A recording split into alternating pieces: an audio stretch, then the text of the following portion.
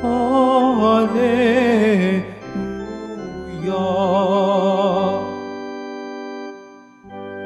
Papuri sa Diyos Ama, pagkat ipinahayag niya, hari siya ng mga aba. Hallelujah, Hallelujah, Hallelujah, Hallelujah.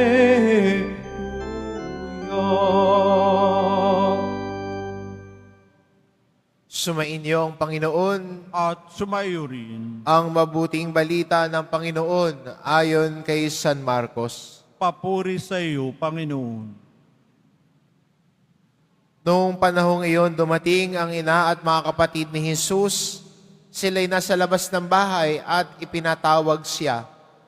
Noon na may maraming tao nakaupo sa palibot ni Jesus at may nagsabi sa kanya, "Nariyan po sa labas ang inyong ina at mga kapatid. Ipinatatawag kayo." "Sino ang aking ama at mga kapatid?" ani Jesus. Tumingin siya sa mga nakaupo sa palibot niya at nagwika, "Ito ang aking ina at mga kapatid, sapagkat ang sino mang tumatalima sa kalooban ng Diyos ay siya kong ina at mga kapatid." Ang mabuting balita ng Panginoon. Pinupuri ka namin, Panginoong Heso Kristo. Magsiupo po tayo.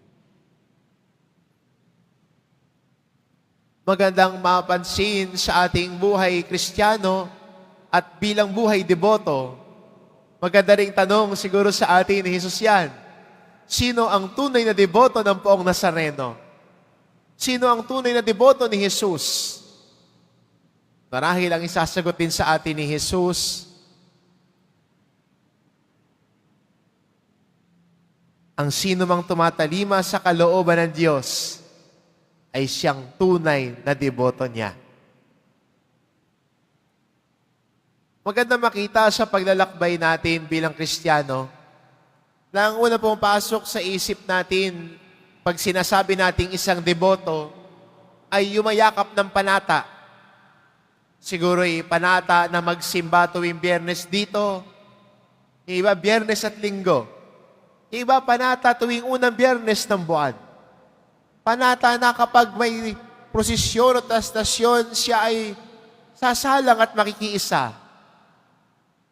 Pero sana makita din natin bilang Kristiyano na hindi lamang sa paggawa ng tilay panata natin at nakasanayan at nakagawian,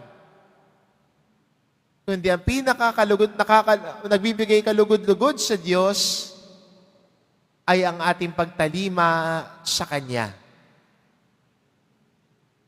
Kung anong nais niya para sa atin, kung saan tayo patungo at saan tayo inaakay ng salita ng Diyos. Minsan kasi, sinasabi natin at pinipilit natin na yung kagustuhan natin, minsan tinatago natin sa salitang, yan ang kalooban ng Diyos. Pero sa totoo lang, kalooban ba ng Diyos yan o kalooban mo? Gusto ng Diyos o gusto mo? Alin doon sa dalawa?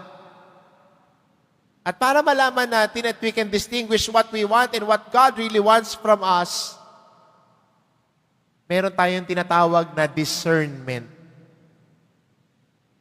At sana huwag nating malimutan yon bilang isang Kristiyano, that we are a discerning people. We discern and we try to differentiate what I want and what God wants. Anong kalooban ko? Anong kalooban ng Diyos? Minsan kasi, pinagdudugtong yung dalawa eh. Kung anong gusto ko, yun yung gusto ng Diyos. Baliktad. Kung ano ang gusto ng Diyos, yun ang gusto ko. Diba? At kung ganun ang gagawin natin, doon talaga natin tunay na isasabuhay ang tawag ng Diyos sa atin na pagiging mga tunay na deboto niya, nagiging mga kapatid niya. nagiging tunay na alagad niya dahil tumatalima tayo sa kalooban ng Diyos. What God wants is what I want. What God desires is what I also desire. At para malaman kung ano ang nais ng Diyos, discernment ang kailangan. Hindi ho kung anong maisipan. Kung hindi ho kung anong gusto lang natin. Discernment. At sana yan ang mangibabaw sa atin bilang mga Kristiyano, bilang magkasama naglalakbay sa ngalan ng Poong Nazareno. Siya ang gumagabay sa atin. Siya ang nangunguna sa atin. At tayo bilang mga lingkod niya, tumatalima sa Kanya. Nawa maging hamon nito sa atin. Alam ko hindi madali na tumalima sa utos ng Diyos. Pero kung gagawin natin ito, tayo ay nagiging mga kapatid ng Diyos. Nagiging kapatid tayo ni Jesus dahil tumatalima tayo sa Kanyang mga utos.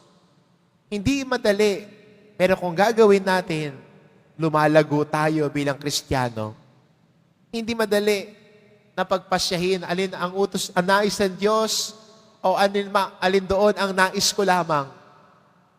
Kaya may discernment.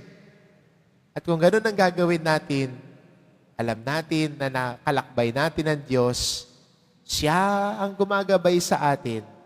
Siya ang tumutulong sa atin. Ang Kanyang liwanag ang tumatanglaw sa buhay natin. Tayo ay nagiging mga kapatid niya. Amen.